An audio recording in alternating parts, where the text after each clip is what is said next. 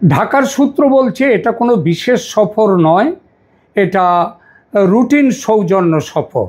সৌজন্য এখন বলে কি কিছু আছে এখন দুই দেশের মধ্যে যে সৌজন্য সফর করতে হলো? সুতরাং সৌজন্য সফরের গল্প নয়। আর রেসিপ্রোকাল ভিজিট মানে আগে আমরা গেছি সেই জন্য এখন ভারত এসছে, এরকম ব্যাপারও নয়। কারণ প্রশ্ন উঠছে ভারত ও বাংলাদেশের মধ্যে সৌজন্যের ব্যাপারই নেই বর্তমানে। আর যদি রেসিপ্রোকাল ভিজিট হয় তাহলে ভিজিট করতে যারা এলেন ঢাকায় তাদের নাম পরিচয় গোপন রাখা হলো কেন? কেন ভারতের মিলিটারি ইন্টেলিজেন্স কর্মকর্তাদের সঙ্গে ভারতের রিসার্চ অ্যান্ড অ্যানালিসিস উইং, যেটাকে নাম সহজ কথায় নাম সেই রয়ের গোয়েন্দারা এই সফরে আছেন কেন? কর্মকর্তাদের নাম, পদ এবং তারা কোন কোন ভারতীয় সংস্থার প্রতিনিধি কেন তা প্রকাশ করা হয়নি? এই ব্যাপারটি সবচেয়ে বেশি প্রশ্নের জন্ম দেয়, আর তার কোনো উত্তর কিন্তু প্রকাশ্যে পাওয়া যাচ্ছে না। ভারতীয় গোয়েন্দাদের এই ঢাকা সফর আদৌ কোনো রেসিপ্রোকাল ভিজিট নয়, কথা আগেই বলেছি।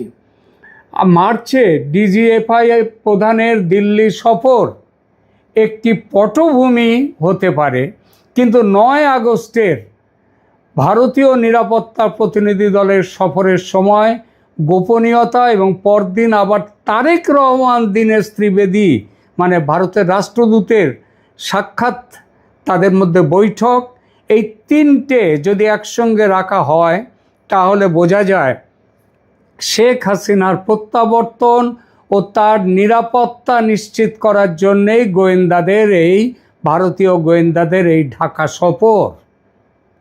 আর এটাই যে সম্ভাব্য এই সফরের কেন্দ্রীয় বিষয়, এটা মানছেন আন্তর্জাতিক কূটনীতি বিশেষজ্ঞরা।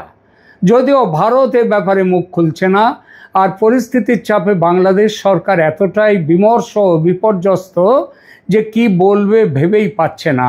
কেন বলা হচ্ছে শেখ হাসিনার প্রত্যাবর্তন নিয়ে সব কিছু ঠিকঠাক করতে ভারতীয় গোয়েন্দাদের এই সফর, এবং একই সঙ্গে তারেক রহমানের সঙ্গে ভারতের রাষ্ট্রদূতের অত্যন্ত গুরুত্বপূর্ণ এটা কেন?